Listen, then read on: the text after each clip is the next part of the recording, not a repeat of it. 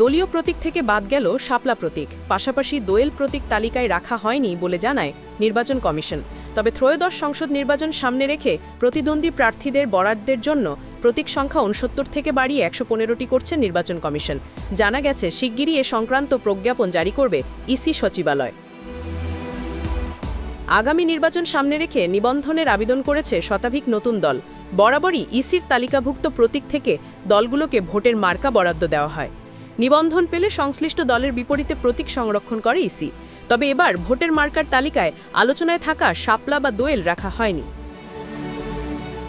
ছাত্রদের নতুন দল এনসিপি শুরু থেকেই নিজেদের দলীয় প্রতীক হিসেবে দাবি করে আসছিল শাপলাকে।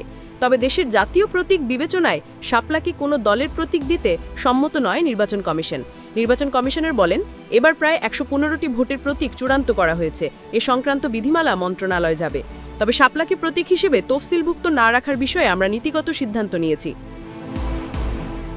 বর্তমানে জাতীয় সংসদ নির্বাচন পরিচালনা বিধিমালায় দলীয় ও স্বতন্ত্র প্রার্থীদের জন্য মোট ৬৯টি প্রতীক রয়েছে, যার মধ্যে রয়েছে আপেল, আনারস, আম, আলমারি, ঈগল, উটপাখি, উদীয়মানী সূর্য, একতারা, কাঁচি, মোবাইল ফোন, মোরগ, হুক্কা ও হেলিকপ্টার সহ বেশ কিছু প্রতীক।